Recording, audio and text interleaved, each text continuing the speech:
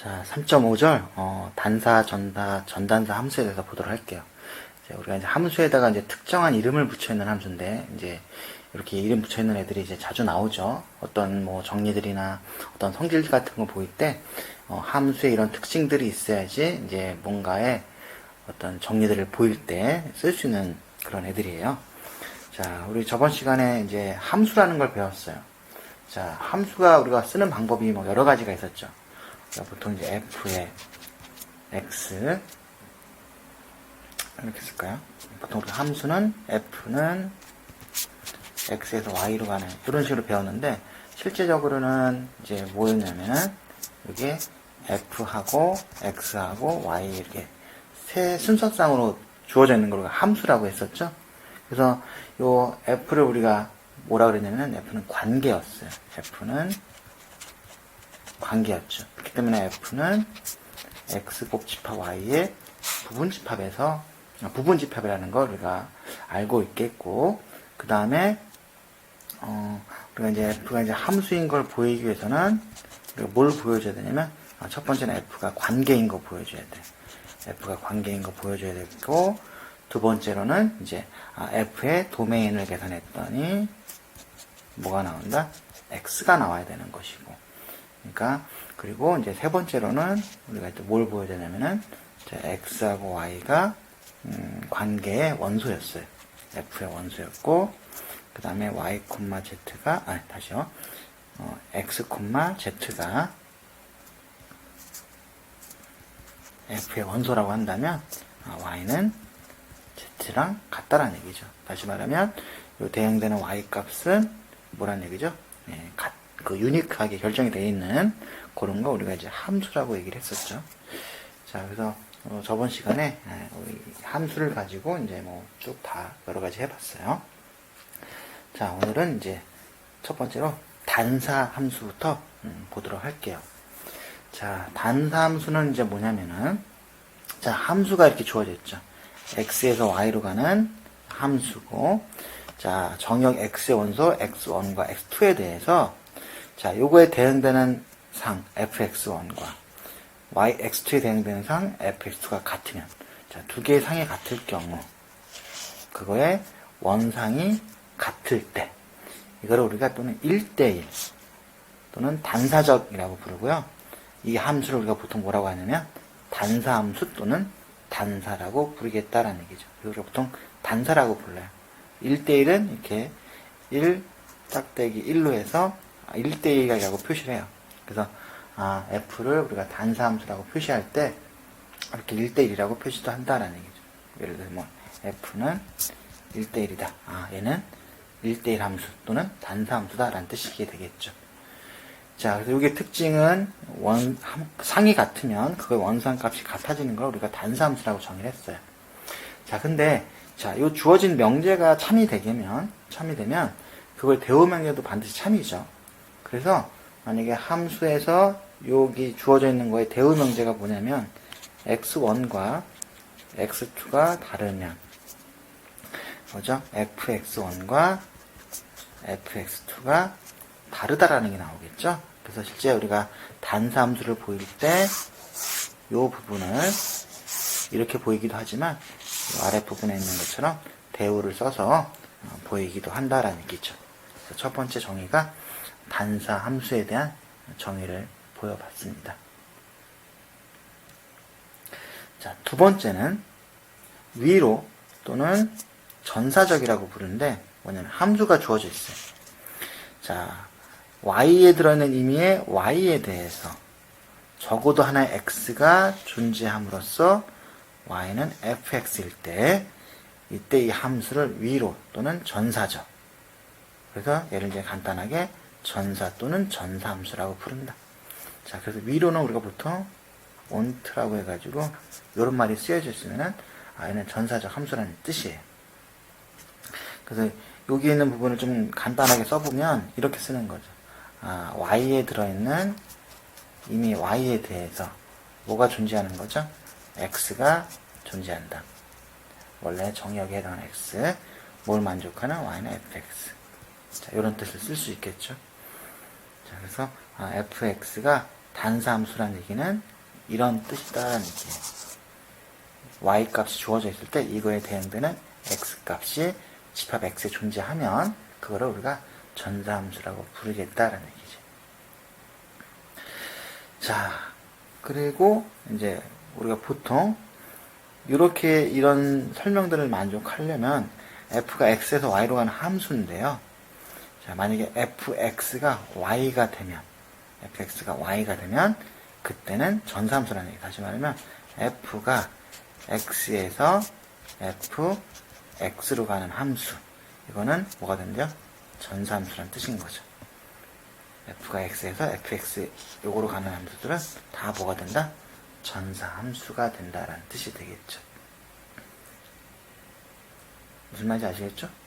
이런 얘기 다시 좀 정리하면 f가 x에서 y로 가는 함수가 뭐죠? 전사함수다.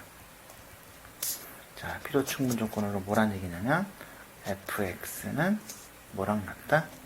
y랑 같다라는 뜻이 되겠어요. 나중에 우리가 증명 같은 거 할 때 이런 걸 써가지고 많이 보일 거예요. 그래서 정리 10일에 우리가 전사적 또는 전사함수라는 것을 정의를 했습니다. 자, 그 다음에는 이제 전단사함수라는 게 나오는데, 자, 이 전단사함수는 뭐냐면은 함수가 주어져 있는 데고, 이게 단사적 또는 전사적이고, 그 다음에 전사적일 때, 걔를 우리가 전단사적 또는 전단사함수라고 부를 거고, 얘를 우리가 1대1 대응이라고 부르겠다라는 얘기예요. 그러니까 전단사랑 1대1 대응이랑 같다라는 얘기인 거죠. 어떤 함수가 전단사 함수이자 또는 1대1 대응인 거지. 그래서 1대1 함수랑은 차이가 있는 거예요. 1대1 함수. 1대1 함수. 자, 1대1 함수는 역함수가 존재하기 위해서 보이는 거였었죠. 1대1 함수는 뭐예요? 앞에서 말했던 단사적인 걸 우리가 1대1 함수라고 부르는 거죠. 그래서 1대1 대응이라는 말이 들어가면은 걔는 전단사 함수를 뜻한다라는 얘기. 자, 그래서 뭐 여러 가지 예제들이 많을 거예요. 전사함수인 거, 단사함수인 거, 전단사함수인 거 여러 가지가 많이 있을 텐데, 뭐 예를 들어서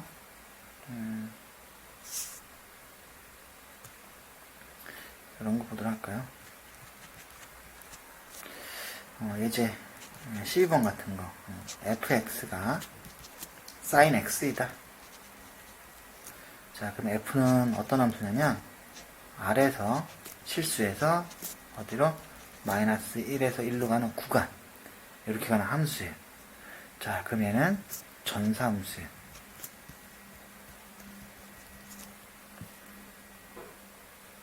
맞나요? 여기에 하나의 값이 정해지게 되면은 마이너스라고 이 사이에서 값이 하나 정해지게 되면 그거에 대응되는 값이 R에서 반드시 존재하거든요. 이게 전단함수예요. 자, 근데 함수를 이렇게 정의했을 때 만약에 될까? R에서 이제 R로 가는 함수, 이런 식으로 만약에 F가 이렇게 주어졌을 때 치역이 바뀌니까 그냥 함수를 이렇게 G라고 따로 놓은 거예요. 그러면 요 sin x라는 함수로 주어져 있는 애는 R에서 R로 가려면 얘는 전단사가 아니에요. 전사함수가 아니다라는 얘기죠. 자, 왜냐면 여기 마이너스라고 1 밖에는 이미 한 점에 대해서, 그쵸? 그러니까 여기 마이너스라고 1이 있는데 요 밖에는 한 점에 대해서 대응되는 원상값이 R 값에 여기에 대응되는 요 대입해가지고 요 값을 보낼 수 있는 그런 값이 여기는 없죠. 그렇기 때문에 전사가 아니다라는 얘기인 거죠. 그러니까 같은 함수에 대해서 이렇게 치역이 바뀌면 갈 수 있는 치역값 또는 공역이라고 할 수 있겠죠. 이런 것들이 바뀌게 되면은 공역이 바뀌게 되면 이게 전사가 될지 전단사가 아닌지 이게 바뀔 수가 있다라는 얘기가 되겠죠. 자, 그래서 다음에 요 세 가지를 하나 보도록 할게요. 자, 첫 번째 거는 단사함수예요. 자, 전사는 아니죠. 자, 두 번째 거는 단수함수예요.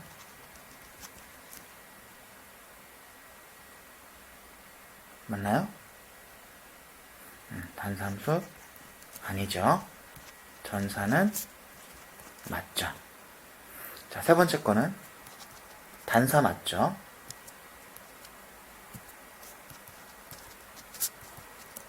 전사도 맞죠. 그렇기 때문에 얘는 전단사함수라는 얘기죠. 자, 첫 번째 거는 단사함수 맞아요. 자, 만약에 요거에 대응되는 이 값과 이게 지금 다르죠. 각각이 지금 다르거든요. 이걸 원상값을 봤더니 얘네들도 지금 다르기 때문에 첫 번째 단사함수를 우리가 볼 수가 있어요. 그 다음에 전사가 아니다 그랬거든요. 자, 이 y 만약에 z값이 어디 들어갔어요? y에 들어가 있는데 그런 x값은 x에 없죠? 어떤 걸 택해도 이게 나올 수가 없기 때문에 얘는 전사가 아닌 걸 알 수 있어요. 자, 두 번째 거는 전사함수는 맞아요. 자, 만약에 x값이 y에 들어가면 뭐가 존재하는 거죠? x의 원상에 해당하는 a하고 c값이 x에 들어가 있거든요. 그러니까 얘는 전사함수는 맞는 거죠. 그 다음에 y값도 y에 들어가면 b하고 c네요. b하고 c고 y가 요 집합 y에 들어가 있으면은 이거의 원상은 a가 x에 들어가 있죠. 마찬가지로 z도 y에 들어가 있는데 그거의 원상에 해당하는 d값도 마찬가지로 x가 들어가 있기 때문에 얘가 전사인 건 맞아요. 그쵸? 자, 그러면 fx1과 fx2가 같으면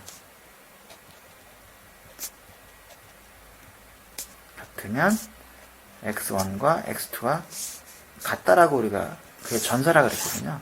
근데 지금 fx1과 fx2가 둘 다 x로 같아요. 그쵸? 그래서 이렇게 보도록 할게요. 다시 말하면 f의 a도 f의 b하고 fc는 같거든요. 그렇지만 x1과 a하고 b하고 c는 다 다르죠. b하고 c가 다르기 때문에 얘는 단사가 아닌 걸 우리가 확인할 수 있겠다는 얘기죠. 자, 세 번째 거는 다 되죠. 단사도 되고 전사도 되고. 그래서 이 세 가지를 보고 하나는 단사만 되고 하나는 전사만 되고 세 번째는 전단사가 되는 걸 확인을 해봤어요. 자, 다음은 자 f가 x에서 y로 가는 함수고요. 정의역 x의 부분집합 쪽 a 감마라고 썼죠. 자, 이거 간단하게 보려면은 감마를 우리가 n으로 보고, 왜냐면 감마를 그 첨수 집합을 자연수의 집합으로 보면 좀 간단하게 본다 그랬었죠. 그래서 우리가 a를 뭐로 봤냐면 f의 유니언 n이 자연수에 들어갔을 때 an 값은 유니언 n이 n에 들어갔을 때 f의 an으로 보면 된다 그랬고, 마찬가지로 b도 f의 교집합에 n이 n에 들어가면 an이고 얘는 교집합에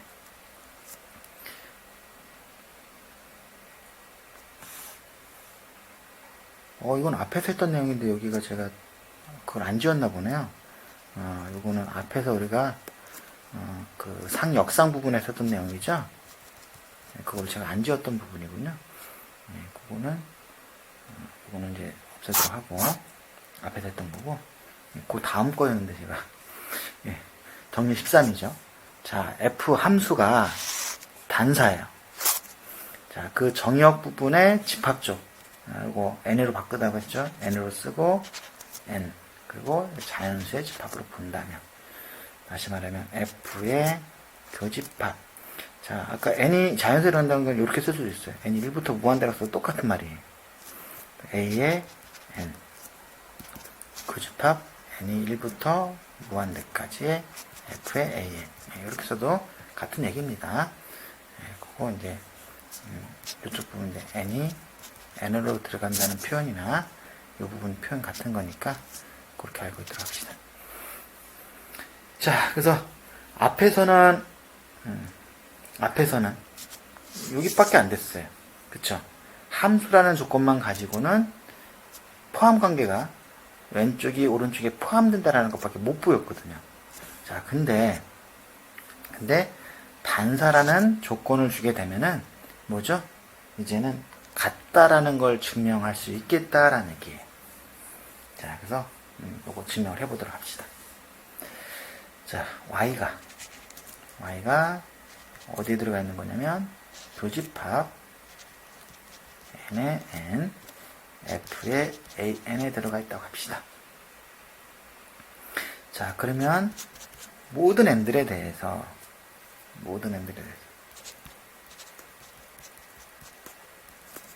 y는 어디 들어가 있죠? 다 f의 an에 다 들어가 있죠? 예, 교집합의 성질 자체가 그렇게 되는 거죠. 이렇게 교집합이 들어가 있으면 얘네들은 A1에도 A2에도 A3에도 다 들어가 있는 애들인 거죠. 자, 그래서 이 얘기는 뭐랑 동치가 되는 거냐면, 자, 이렇게 써주실 거예요. 모든 n들에 대해서, 자, 이렇게 쓰죠. 이런 xn이 존재하겠다. an에 y는 fxn. 자, f가 단사함수라 그랬거든요. 단사함수라 그랬죠. 자, 그렇기 때문에 자, y가 fan에 들어가 있다는 뜻은 요거의 정의가 요거예요. 요거. 아직 단사라는 성질을 쓰지도 않았어요. y가 fan의 원소라는 뜻은 그거에 대응되는 xn에 대해서 an 들어가는 xn에 대해서 y는 fxn이다. 여기까지 쓴 거죠. 자, 그리고 f가 이제 단사를 쓸 거예요. x에서 y로 가는 단사함수이기 때문에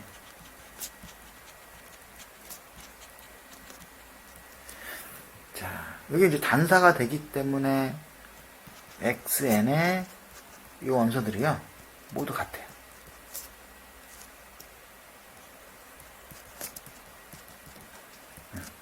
f가 단사이기 때문에 xn들은 다 같다. 아까 뭐라 그랬냐면은 단사함수의 특징이 뭐였어요? f의 x1과 f의 x2가 같으면 x1과 x2는 같다라고 했었죠. 그렇기 때문에 그런 xn들은 다 뭐야? 같은 값이란 뜻이에요. 단사함수는. 자, 그래서 그 같은 값을 뭐라고 할 거냐면 같은 값을 우리가 같은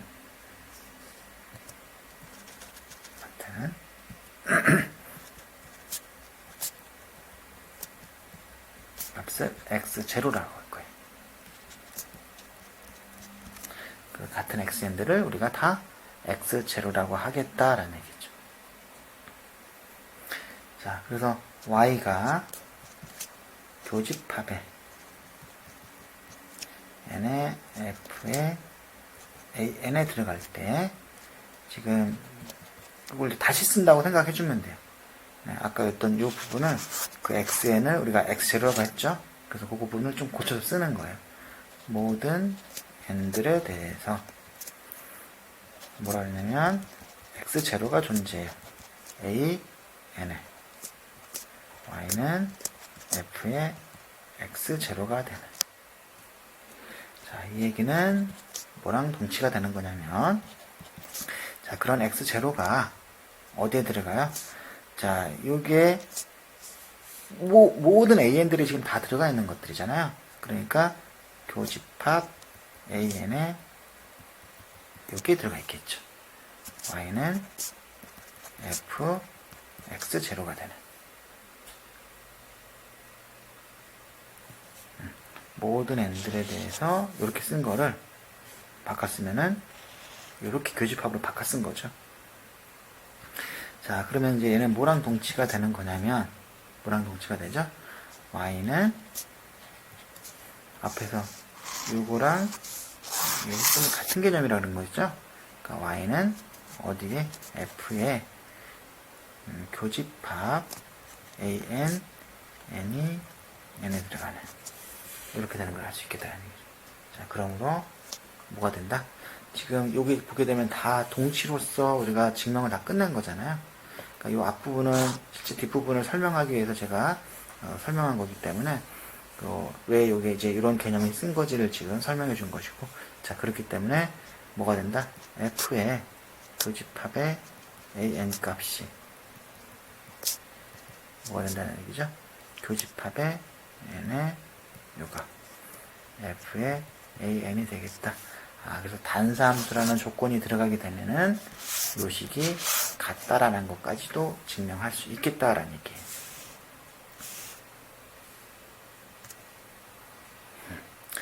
자, 다음은 이제 정리 14번을 보도록 할게요. 자, 정리 14번은 f가 전단사함수예요. f가 전단사함수이면, 자, f의 이거 뭐죠? f의 인버스라고 표시가 되어 있는 이것도 y에서 x로 가는 전단사함수다라는 뜻인 거죠. 자, 그럴 때 이제 얘를 우리가 뭐라고 부를 거냐면 f의 역함수라고 부르겠다는 얘기죠.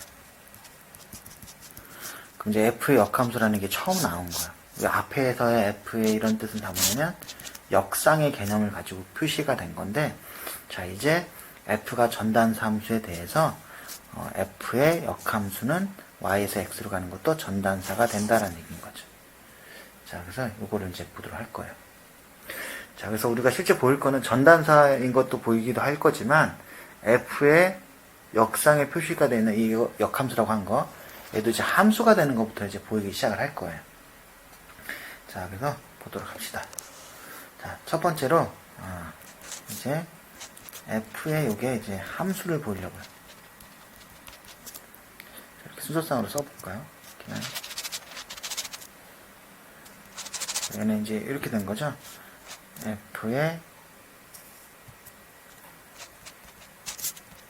y, x가 이제 함수이다라는 걸 보이려고 하는 거죠. 자, 그래서 첫 번째로 우리가 뭘 보일까 하면, 자, f의 요거는 관계인데, 어디에서? y에서 x로 가는 관계이다.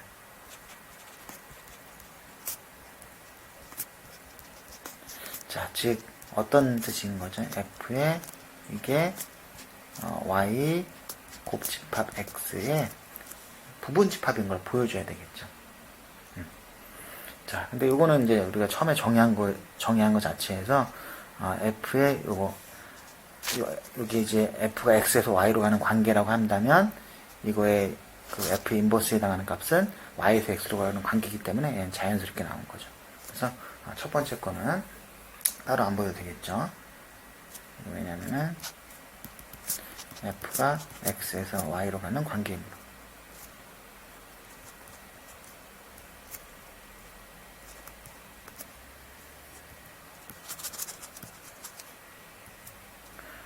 x에서 y로 가는 관계이므로,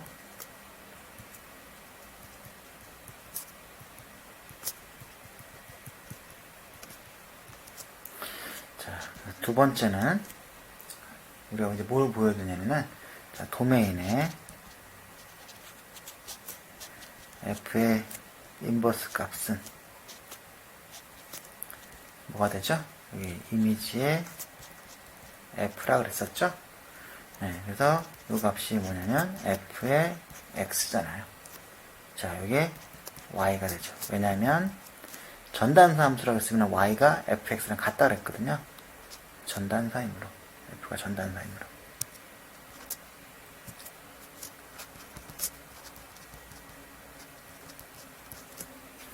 자, 그래서 인버스의 도메인이 y가 되는 걸 보여봤고요. 자, 세 번째로 뭘 볼 거냐면은 y, x1이 f의 인버스의 원소고요. 그 다음에 y, x2가 f의 인버스의 원소예요. 자, 그러면 얘는 뭐라 그랬냐면 x1, y는 어디에? f의 원소가 되는 거죠. 그리고 x2, y는 f의 원소가 되는 거예요. 자, 이 얘기는 뭐였냐면은 y 값은 fx1이 되는 것이고 y 값은 fx2가 되는 거죠. 자, 그러므로 fx1과 fx2가 같고요. 자, 그렇게 되면 x1과 x2가 같겠죠. 왜? f가 전단사이므로. 실제 단사가 필요한 거죠. 그래서 f가 전단사가 되기 때문에 x1과 x2가 같아요. 자, 그러므로 이제 뭘 알아낸 거냐면 우리는 f의 인버스로 표시가 된 게 이제 함수라는 걸 알아낸 거죠. 자, 이제 함수 알아냈고요. 이제 전단사인 것만 보이도록 합시다. 자, 뭐 보이면 돼요? 전사이고 단사인 거 보여주면 되겠죠? 자, 첫 번째로 이제 f의 아까 여기까지 했었나요? 네. 두 번째로 자, 이게 이제 전사함수이다. 자, 전사함수이다. 자, 어떻게 보여주면 되냐? f의 인버스에 자, y1과 f의 인버스 y2가 같다.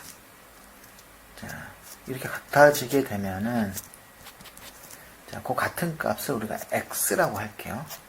f 인버스의 y1과 f 인버스 y2 값이 같아지는 그 값을 우리가 x라고 할게요. 자, 그러면 x는 f 인버스의 y1은 x고 그 다음에 f 인버스의 y2도 x죠. 그래서 x는 다시요. fx는 y1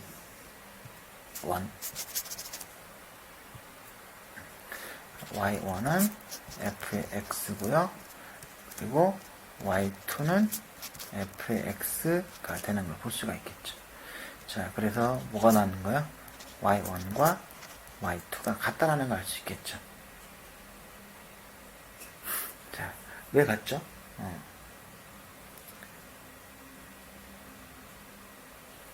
지금 여기에서 우리가 주어진 조건 함수 f가 함수이므로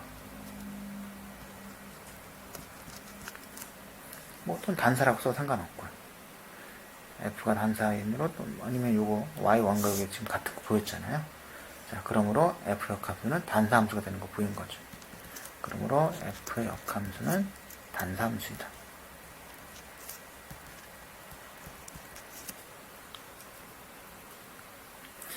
자, 그 다음에 두 번째로 우리가 이제 세 번째로 쓸까요?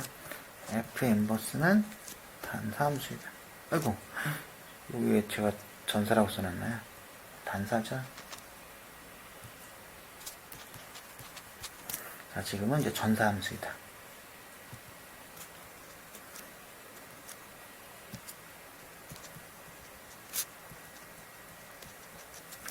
자, 전사함수이려면은 뭘 보여주면 될 것 같아요?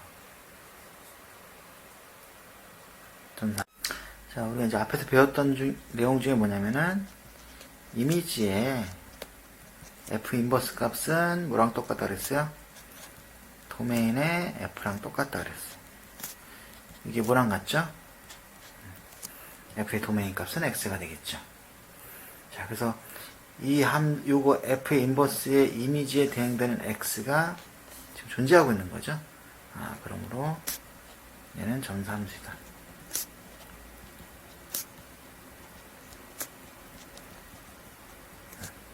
자, 그래서 우리가 뭘 보는 거냐면 2번과 3번에 의해 f 인버스는 전단 함수이다.